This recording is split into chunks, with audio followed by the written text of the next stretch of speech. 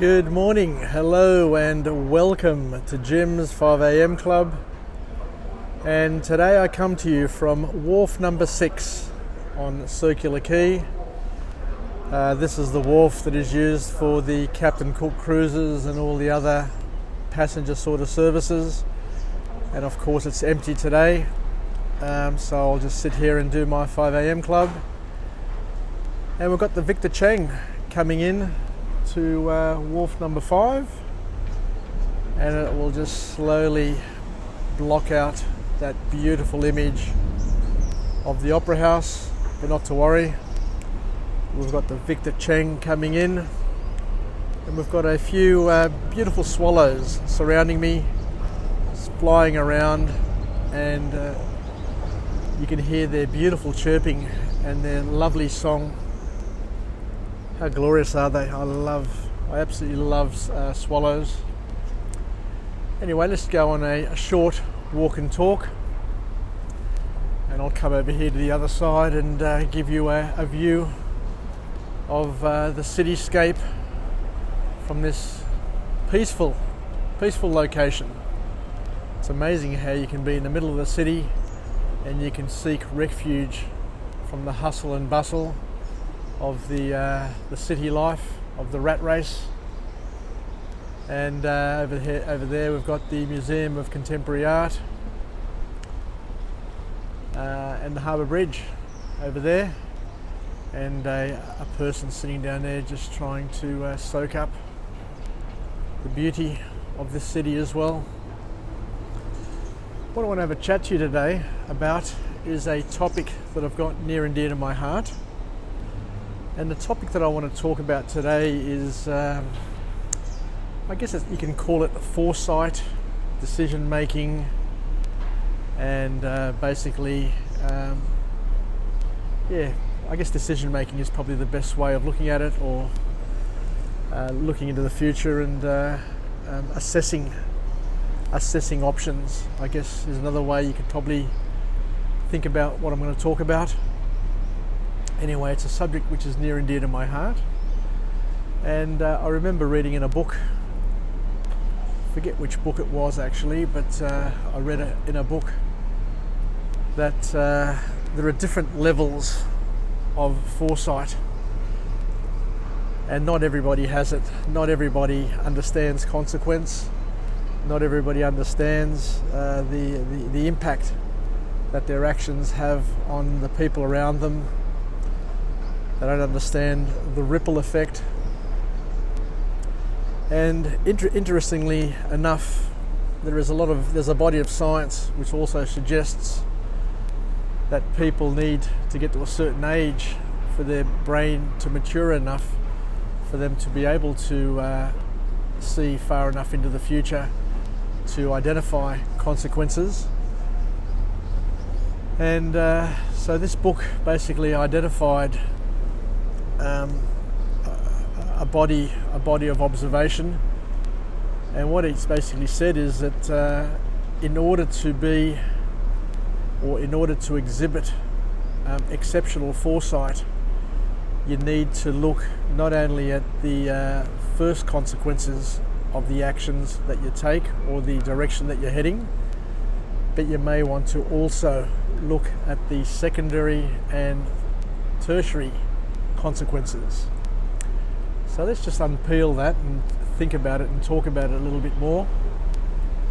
So as I say, there are people who don't consider any consequences of the actions they take, and they're the people who are totally selfish, and all they basically do is think about themselves and think about what they do. And now we're surrounded by enough of those people in our lives to understand that it is a challenge and it is a reality of life. And as parents, you also get to understand that they're the shortcomings of younger people, and sometimes you need to step in to help them identify the consequences of their actions, and to teach them that there is more to their actions than what they just perceive in terms of their own outcomes. And here we go, we've got the Captain Cook coming in to drop off its passengers. So I'll just move up here out of the way just in case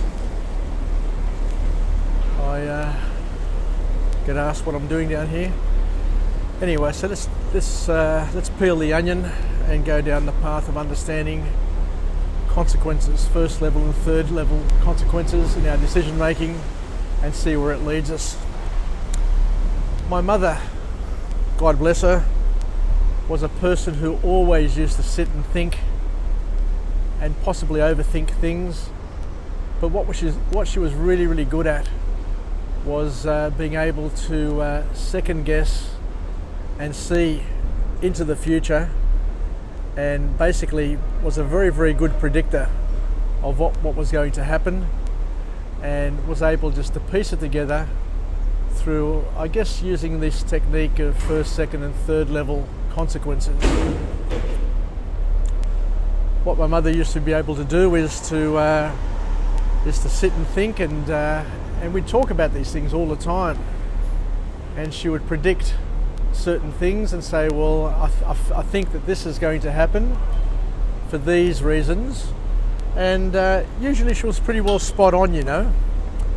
So let's talk a little bit more about these first, second and third level consequences and the development of foresight, because foresight is a skill, is a very, very rare skill that great leaders have. So if you want to be a great leader, you want to be a great parent, you need to be 1, 2 or 3 steps ahead of your children, your family members, your friends, so that you can navigate the minefield of life.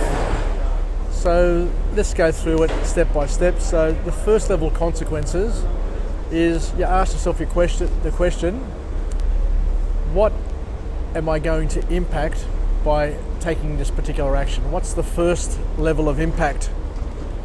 Who's going to be impacted first, and how are they going to be impacted by a decision I make or an action I take? And then for the person who has a next level of ability in terms of thinking and foresight, then they ask themselves the question, well, what's the next impact that this decision or action is going to take, and try and visualize it and map it out and follow it out in their mind's eye. And of course then you've got the true futurist and the true person who can see well into the future, who can see the third level of impact of decisions and action in terms of the consequences. So just think about it, that everything we think, say or do has a ripple effect, and it impacts us. Of course it impacts us at the first level, but it also impacts other people. It impacts our spouses, our children, our families, but it also goes on to impact other people around us in ways which, for many people, as I said, have got no concept of. But for the matured person who has experience, you can usually trace out and map out the impact. It's a little bit like the contact traces with COVID-19, where you can actually see that the initial carrier of the virus, you can see where where he went or where she went, and the contacts that they made at that location, and then you say, well, after that, they made the contacts with those first level contacts, and then those first level contacts went off to their homes and to their work and to see their friends and family and made contacts. So what ongoing knock-on impact did they have with other people? And then you take it even one step further and say, well, of those people that they went and met, who did they go on to meet and what impact did they have? And as you can see, as a metaphor, you can see how one person can infect many others through the first level and third level consequential contacts. So I encourage everybody to be thinkers in their life, to try and contemplate their actions, or to contemplate or second guess what their actions are going to have, or what impact their actions are going to have on people around them. And you'll be pretty well surprised that you can pretty well predict and be pretty close to seeing and visualizing the impacts that people have on other people, and the effect that you have on your family and people around you. So I guess at the first instant, it's very, very important to be mindful and to understand, and to clearly understand that everything we do has an impact, and the impact has an impact, and the impact's impact has an impact, and you can trace it. So you can trace it from a positive perspective, but you can most certainly trace it from a negative perspective. So if you're angry, if you're cranky, if you're shitty, and you act badly to somebody, then you can see that that's going to carry on and infect other people, and vice versa. If you do a kind act, potentially, if you do a kind act, a random act of kindness, then you don't know how that may impact other people, but usually good begets good, and evil begets evil. So have a think about that, and just spend a little bit of time trying to understand that every decision you make will have an impact, and that impact will have further impacts down the line, and that we all are special, we all are unique, and we all send out a vibe. We send out a vibe, we send out a ripple, just like the ripple here on the water. You know, you don't know where that ripple is going to end up and how it's going to eventually impact people around you, but you can have some fun, and you can have a go at trying to see the impact of your influence, the impact of your decisions, and the impact of your ripple.